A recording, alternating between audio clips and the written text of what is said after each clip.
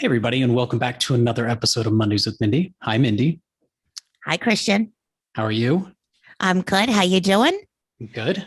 Today, we're going to have a conversation with prolific five-octave singer and actress Melba Moore. How lucky are Very, we? Grammy very Award impressive. nominee. Yes. Of Lean on Me, her Tony Award-winning performance of Ludi Bell in Pearly, being one of the first African-American women to perform the title role of Fantine in Les Mis. Melba, who was born into a musical family, was destined to be a star. Born and raised in New Jersey, Melba landed a role in Hair in 1969. From there, she went on to star in the aforementioned Pearly. Another first, she was the first female pop and R&B artist to do a non-operatic solo concert at New York's Metropolitan Opera House and at the Olympia in Paris. Wow. I know. Melba is a Grammy-nominated vocalist, as I said, scoring a string of Billboard charted hits, including Lean on Me, Love's Coming At Ya, You Stepped Into My Life, and the number one hit, A Little Bit More, her duet with Freddie Jackson. In recent years, she has primarily been recording and releasing gospel albums, but Melba is planning a new album this spring, momentarily, to create new music for her fans to enjoy. She also has always had a presence on television and in films, as well, including including All Dogs Go to Heaven, The Fighting Temptations, her own variety show, and many televised musical concerts and productions. Melba Moore's produced version of Every Voice and Sing was entered into the United States Congressional Record as the official Negro national anthem and Wow. was just named an American Oral Treasure by the National Recording Registry of the Library of Congress. Not many people could say that. I mean, there's a few distinguished honors in there, don't you think? I am very excited. Huge fan of her music my whole life. So this is a thrill. This is amazing. All right, ladies and gentlemen, we are super excited to welcome to the show, Melba Moore. Hello. Hello, Miss Melba. I am just so tickled that you said yes. Oh, it's my pleasure. Absolutely. Oh my gosh. Thank you. Thank you for having me. Of course. Yes, thank you for being here. We start each episode, Christian and I kind of came up with our 20 questions, and I just randomly ask you a couple questions. There's no right or wrong answer. We just start our conversation. We thought Just it was a kind of quick an little get to easier know way to you. do it. Mhm. Yeah. So Melba, now this is going to be an interesting one. Who is the most fascinating person you have met? Oh. And there've been a few, I know. Fascinating persons. Gee, that could mean so many different things. One of the first people that just randomly came to my mind, I guess, because when you're first in the industry and you see the stars, I mean, you don't have no clue anything about them, but they're fascinating to you. And I remember, I don't know if, let's see, why was I even in the same space?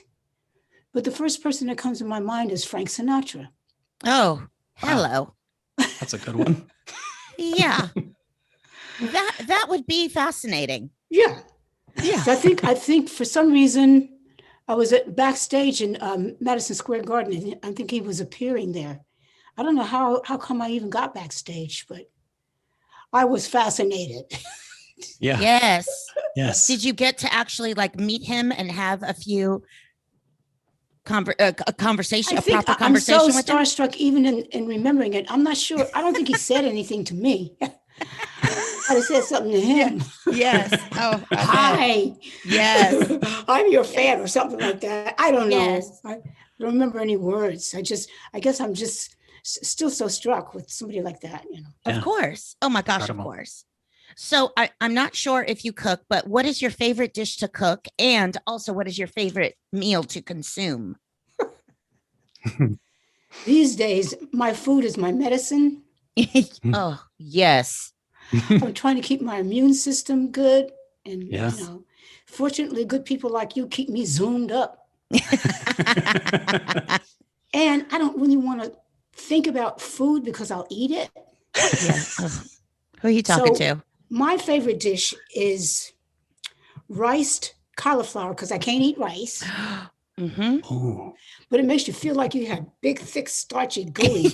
yeah. Yes, exactly. And I would Exactly. like, lots of butter and sauce in it, but I can't eat that. Right. So Yeah. I cut up a lot of avocado, which is good fat.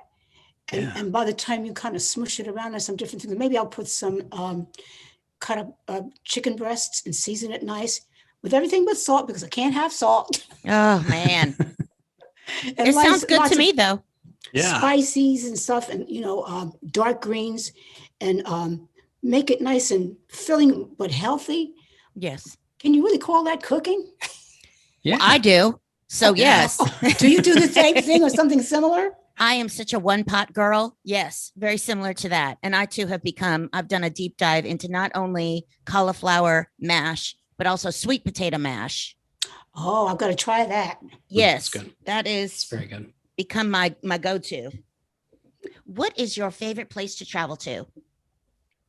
Well, I've been a lot of places, but I want to go. I've never been to Italy. Is that right? I want to go there.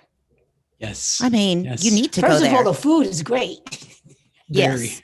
So very.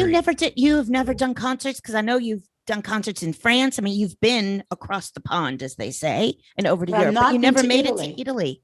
Not Oh. yet.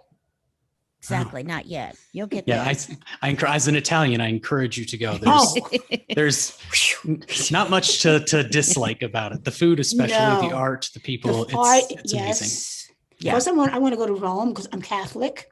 Mhm. Yes. So I want to go to all the wonderful sites. Maybe I could see the Pope or something. Yeah. He's Yeah. there. Amazing. Pretty Yes. regularly. So, Melba, who is your favorite relative? Oh, Am I going to get you in trouble? No, Okay. no. I'll tell you why. Because I started out with such a fragmented and broken family. And as a good Catholic girl, I prayed for a sister and brother. And my mother married my stepfather, and I got a sister and a brother. Oh, wonderful. Right? So Yes. they're really precious to me. And I have other relatives, and they know I love them all. But my sister Clemmy is my favorite relative. I think so. Her name Yeah. is Clementine. What a beautiful name. Oh, I love that name. Oh, and so you got your I family. like these love that. questions. They're pretty good, Mindy. Thank you. Thank you. We just thought, people don't quite know what to expect. And we started this podcast, Christian and I, during the pandemic because I missed talking to creatives. That was the only thing that was missing.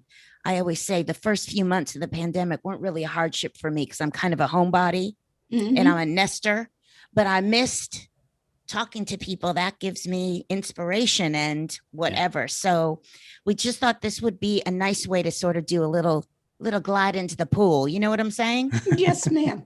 Okay, so last question. What is the best advice you've been given and who gave it to you? Mm. Ooh.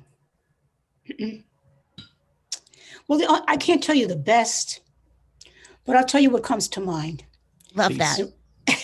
And once more, because I'm such a fan. And I know she's a colleague, but I'm a fan. I love I remember that. the first time I met Aretha Franklin. Oh, Melba, you're killing me. I know. But you understand, right? I mean, Yeah. do I understand? Yes. Did you see her last concert where she was singing the opera song? Yes. Oh, I mean, okay. So oh it takes my your breath gosh. away. Takes your Literally. breath Yes. away. But also, I mean, hello, speaking to, I mean, you've done the same. So that really Well, must have not resonated with you. quite. No, it was honestly, the earth moved. I mean, yeah. Yeah. And I remember, I don't know what I said to her once again. I mean, I get so excited sometimes. I don't remember the whole thing. But I remember she said to me, well, Melba, God's in the blessing business, I remember exactly what she said. I love Wow. that. Yeah. I love that. Words to live by, truly, especially during this time. And that had to be like about 40 years ago. Amazing. Amazing. Well, listen, my best piece of advice, I've had two, but also happened 40 years ago. truly, from Norman Lear, who said, this is what you do, not who you are. Make sure you develop He who should you are. know. I'm Right? sorry. Yeah. Right? And now that still you live say by that, Mhm. because he created these shows about people, the hearts of people. Yeah. Mhm. Yeah. And we were, Facts of Life was his last one. So it's like we were just looking up to him, like, give us the pearls before you leave, and that was one of them. And I still live by that. Smart girl. Well, I listen well. I was taught well.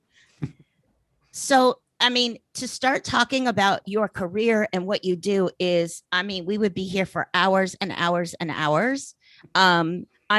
What I didn't know about you, which I love that about kind of doing a deep dive in creating the intro that I do, is that I knew you were on Broadway. I knew you still act. I knew you sing, but I didn't realize how prolific your music has kind of permeated through all areas, not just R&B and pop, but gospel and opera.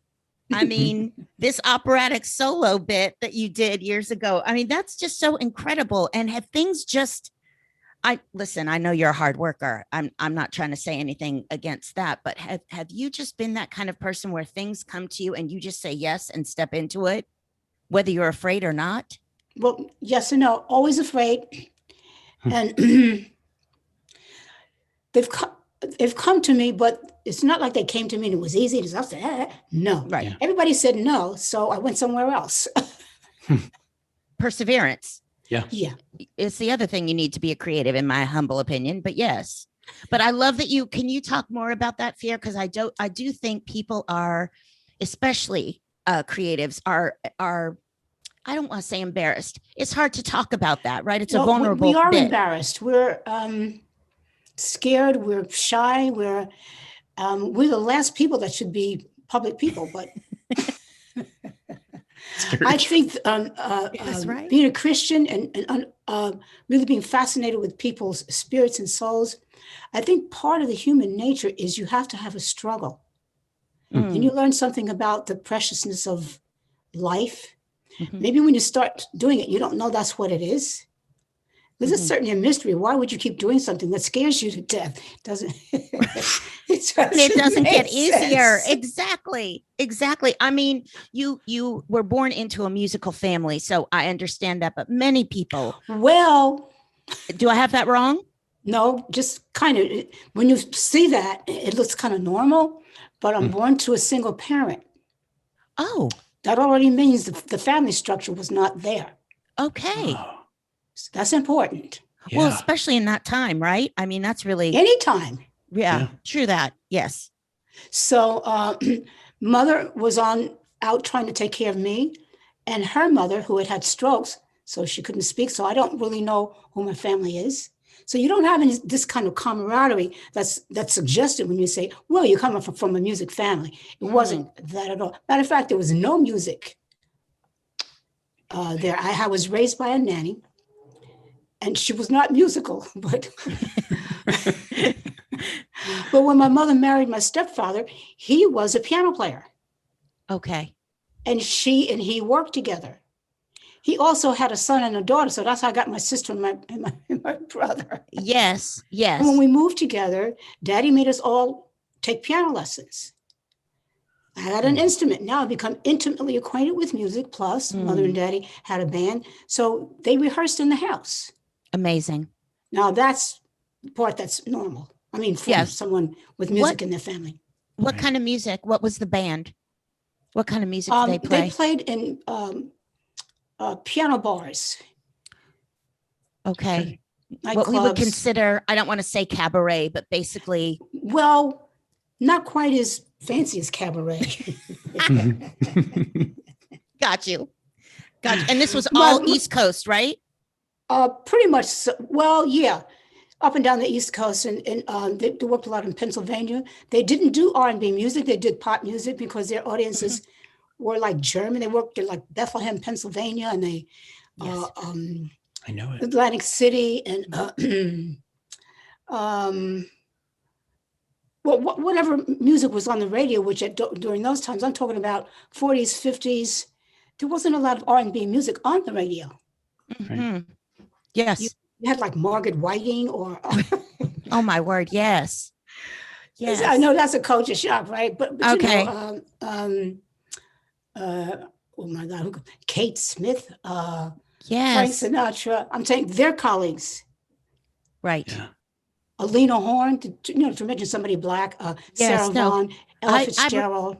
Yeah. Yes. So it wasn't R&B music. I mean, there were the blues singers, but they Mhm. were not of that. They were Northern. My father was second or third generation Newark, New Jersey. That's very strange for Black Wow. people. Usually we come from the Absolutely. South. Absolutely. So, Amazing. Deep rooted. so I'm a little different. I love that though. No, Too. I really But identify. you know, you are what you are, you know. That's right. No, I really identify with that. My dad and his family, both my grandparents were Angelinos, which is also very unheard of. Born and raised in Los Angeles, which, you know, But everybody comes from somewhere else there. yeah, Yeah. exactly. So to have that kind of history in Los Angeles is pretty. I totally feel what you're saying. Yeah. So tell me how you get to Broadway. I'd like to know. Oh, well, I'm Melba. I'm still en route. okay. That's the dream, is 8 shows a week. I gotta say. Absolutely. So tell me. Well, mother and daddy wanted us to have good education and good solid jobs, especially as African Americans, because very, very insecure in terms of what your work is going to be. They didn't want us to be maids. Right. So I went to my mother, when she married my stepfather, we moved to Newark, New Jersey. Mm-hmm. But I started out in Manhattan. She had already taken me to the Apollo, so it was too late. Oh, love it. I love it. Good on her. But Yes. so I went to elementary public school in Newark. By the time I got to junior high school and it was time to think about high school, I discovered Arts High and that I could major in music. Okay. So I majored in vocal music in Arts High, went to Montclair University, and I majored in vocal music education. And I taught school for about 2-3 years. But then I said, Daddy, this is your dream. It's not mine. But I was, and I am a good teacher. And now I feel like that really, really inspired me. First of all, it would never get you over the fear of being in front of an audience, but you look at them differently. Yes. Oh, I would say. You see the children look at you. They look right through you. Mm. I said, "Oh my goodness!" I kind of see you see yourself from a different perspective. Yes. But I said to Daddy, Daddy, would you please take me to some of your colleagues and see if you can get me into the industry? So he did, and one of the first people I met was Valerie Simpson. We were in somebody's Oh my office. word. So yeah, God had His hand on me. Oh, no kidding. No kidding. So- but you have to have the goods and the perseverance. I mean, we don't find that out really until you get into the rooms. into the fray. Yes. Right. Yes. Yes, ma'am. She got me involved in background studio singing. Okay. And one of the recording sessions was for Galt McDermott. Do you know who he is? Of course I do. You do? I mean, it's legendary. Oh, okay. Well, anyway, for those who don't, he wrote the music for the Broadway show Hair, and they were still casting. Mm-hmm. So they invited everybody on the recording session to go down, and that's how I got my first Broadway show. Oh, amazing. Amazing. Well, I love just a little, trivia is that the film version was one of Charlotte Rae, who played Mrs. Garrett, one of her first big, feature film roles. And so, I have a special place in my heart for Hair anyway. But how long was that run? Do you remember? Hair? My gosh, I stayed with it that for, initial. Yeah. Well, it was out. It was in I can't remember the theater. It was at the Cheetah, and it was also off Broadway before it came to Broadway. But once it was on Broadway, it ran in New York for about 10 years. But it opened all over the world simultaneously. So it was very different than most Broadway shows because they I went didn't know that. according to astrology.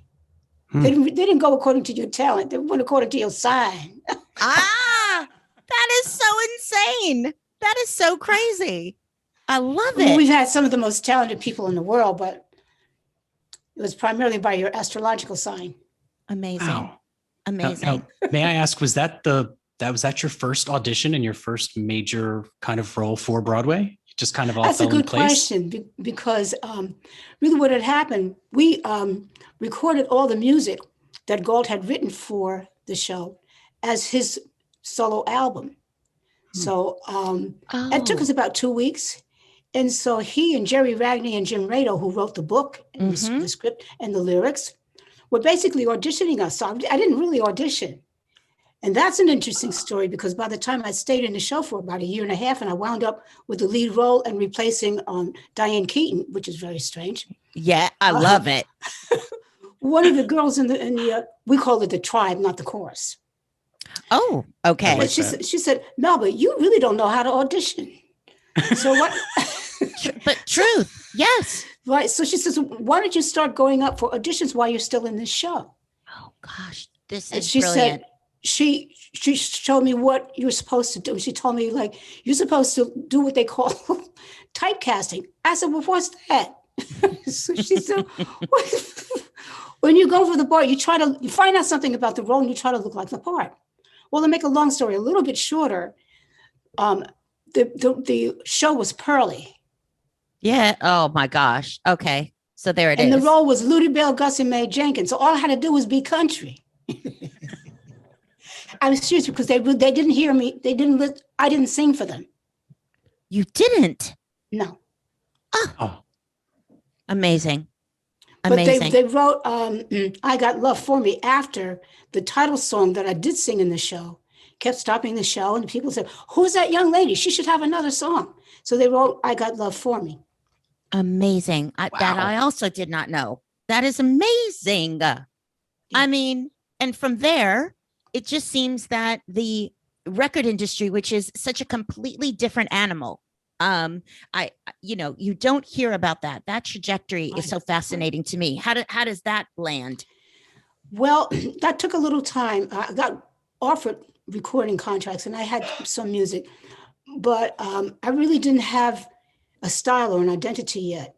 And quite a few years later, I met who became my husband and manager. And we really started to try to develop a style for me for recording. So he went out and got the best songwriters and producers and record deals for me. Mm-hmm. And one of the first people we got was Van McCoy. Oh, wow. And of course, he wrote The Hustle, which was like a worldwide dance hit, which really ushered in what we call the disco era. Disco era, 100%, 100%. And there you are. Oh my God. So he wrote my first dance hit called This Is It. And it's still successful for me. But then after that, we started to create a pattern of how do you find the best record company and the best songwriters and producers for R&B music. Well, that's what I was going to interrupt you and just say, that's, one of your most amazing talents was not to get trapped in that disco era version, right? People sort of like began and lost their career right there, during that time period. But you seem to just, and I know it's not that effortless, but really did just seem to glide right into being the R&B star that you are and deserve. And I'm wondering how that happened. Well, I got a lot of help. But once again, my then husband, he's not a musician, but he has a gift for hearing like people want to hear and kind of helping me find songwriters that could help me develop a style because since I'm not from the South, I really don't fit in art. I got no Southern accent even, But disco music accommodated. Ethel Merman had a disco hit. Yes, yes. So it accommodated all kinds of things. And it also invited all different ethnic backgrounds into that group where they were kind of separated. You had pop or you had R&B. Yeah. So we started there. And I guess I was kind of middle of the road. We started to develop music for me. But for one of my big hits was written by the Bee Gees, but it was produced by McFadden and Whitehead. You know who they are, right? I don't. You don't know who McFadden and Whitehead are? No, I feel like an ignorant Oh, person. that's all right. They're like kings of Philly international music. They wrote music Okay. for the OJs and for Okay. I'm trying to think of all the big Philly international music. Okay. But you've probably heard this song, "Ain't No Stopping Us Now." Of course. Yeah, well, they wrote and produced, and they performed that. But Okay. tons and tons and tons and tons of music. Well, we kind of stole them, and I love that. But we took the "You Stepped Into My Life" from the Bee Gees. But he gave his Philly international arrangement with the funky bass lines and yes. And by the time we got to that point, it wasn't disco anymore; it was dance. Right.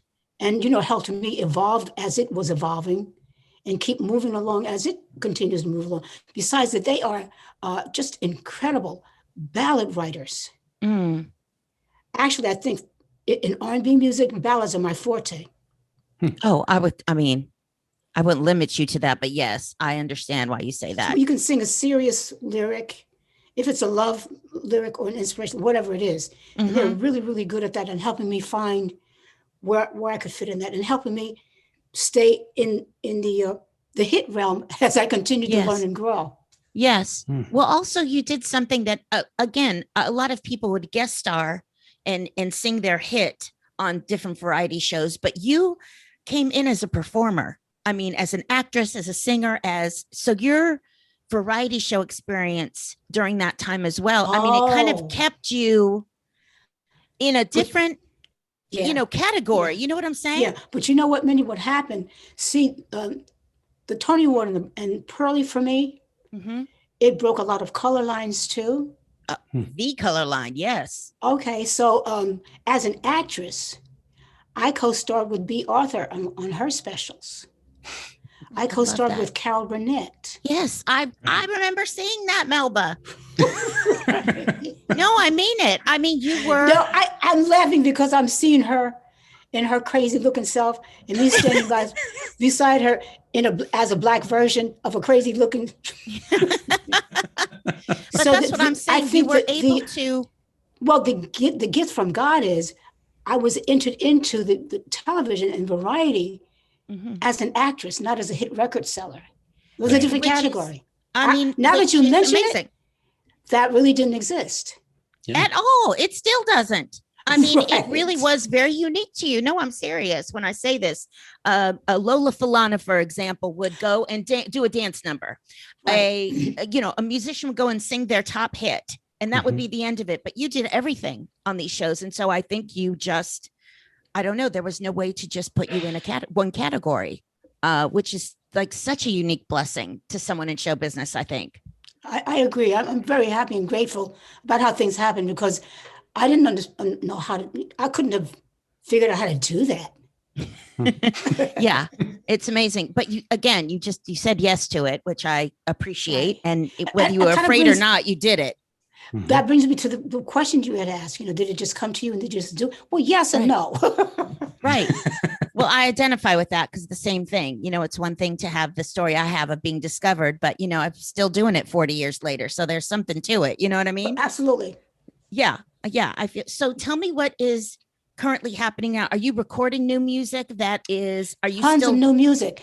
And then it's a whole new day. Before we used to have like 4 or 5 record companies. Yes. And they signed you to that and it was called exclusive. Yes. That's it. Yeah. Tell me now. The whole world is independent if it's music or whatever it is. So I have, and I have a good partner that has really grown with the internet and how everything is marketed. Thank God. So that I have good songwriters and producers in independent situations. So I have several different projects, all independent. Wonderful. And then what happened was the club or dance music and the DJs have developed into entrepreneurs. They've grown up. Yeah. So not only do they have their own following, which is not only just global, because we were global, but you did great if you sold 1 million records around the world. Now you can do that a minute because it's amazing. The reach. Yes, is multiplied so much. And so a wonderful songwriter producer did a CD for me, and we took one that he wrote especially for me, and it's called "Just Doing Me." So if you get a chance, you can go and listen to it. Oh, I will. I love that title, by the way. Just Doing Me. And he gave it to this wonderful mixer or DJ. His name is Terry Hunter, but he's like king of the disco. You can't call it disco or dance hall. I don't know what you call it anymore. That's all right. They know what to call it. Okay. You call me when you find out. He mixed it and they put it out, and it's a huge hit. And by the time they changed the tempo and everything, and it's not like anything that I've done before. It's not complicated. It's very simple, but it's just not the start. It's now music. So when I heard it, I said, "Oh wow, that's really nice. Who's that singing?" Oh, that's fantastic, Melba. I love it. I love it. And so Al Courant, I mean, it just keeps coming. That's the most the breathtaking part, I think, about what we all do as creatives is it's never ending. I mean, to me, that's the most exciting part of it. I don't feel finished. I don't think I'll ever feel finished until someone lets me know it's time to go off, you know? Right. The boss, but that's exciting. So is there new gospel music as well, or this is just the train you're on right now? No, can't get on that train. I mean, you can't get off that train. I'm not a gospel singer. Right. I'm a believer. Right. So I want to express that. Well, and people want to hear it, Melba, because it's been very well received for decades now. So, I mean, let's be honest. I think the impetus was I needed to express it. It's not that I thought I could necessarily sell records. And it happened at a time when my whole life was shut down, except for God. And, I was out on tour in my first gospel play. So I was around all gospel people. But when I say, I shouldn't say that right. They were saved people. Mm-hmm. Oh, I like that. Mm-hmm. They were born again Christians. Mm-hmm. And so I met, one person I met was Shirley Murdoch. And she had one really big hit called As We Lay, big R&B hit. Okay. But she's a great gospel singer, songwriter, and so is her husband. And they wrote a couple of songs for me, and she sang it with me. If you ever hear her sing, you'll gag. Oh, I will have to listen. Yeah. That's just a must. Listen, go get my album. It's called The Day I Turned to You. Thank you. You can listen, or just Call Me. Okay. It's a duet between myself and Shirley. And it gives an example. But that's why I did it, because I just need to express myself to the Lord. And she made it, so that it's really, really commercial, and you can sell it also. Yeah. Yes. Oh my gosh, Melba. And then once again, I learned how to sing it that way. Which I love. Well, that's the chameleon in you, and the I guess that's the artist actor in me. Yes, yeah, exactly. Yes, and we love it, and we want more of it forever and ever. Melba, I want to thank you so much. You do not know how dear you are to my heart. I mean, I've grown up with you and your music, and I just think you are the bee's knees, Miss Melba. Thank you so much. No, you are to me too, Mindy. Thank you. I love you now. This was pretty amazing. We're very lucky, very privileged to have you. And we're so thankful that you said yes when we asked. Ladies and gentlemen, one more time, the incredibly talented Melba Moore. Bless you guys. Thank you. Oh, thank you. This episode of Mondays with Mindy is brought to you in part by our sponsors, The Cocktail Party, Love Mary, and Beekman 1802. Tired of cooking? Love fancy hors d'oeuvres but don't have any idea how to prepare? Look no further. The Cocktail Party, Love Mary, is here. For 15 years, New York's caterer to the stars and our pal Mary Giuliani has served her deliciously whimsical hors d'oeuvres to the best names in art, fashion, and entertainment. Now she's put them all in an adorable little box to send from her heart to your home. As Mary says, all you have to do is turn on your oven, pour yourself a drink, and enjoy more time with your guests. She'll take care of the rest. Go to marygiuliani.com or mondayswithmindy.com for more information and to order yours today. Beekman 1802 is a clean and cruelty-free beauty company founded on a goat farm in upstate New York. We craft a range of products from goat milk soaps and body care to clean and clinically proven skincare, all safe for sensitive skin. Visit beekman1802.com or mondayswithmindy.com and discover why more than 1 million neighbors have joined our community.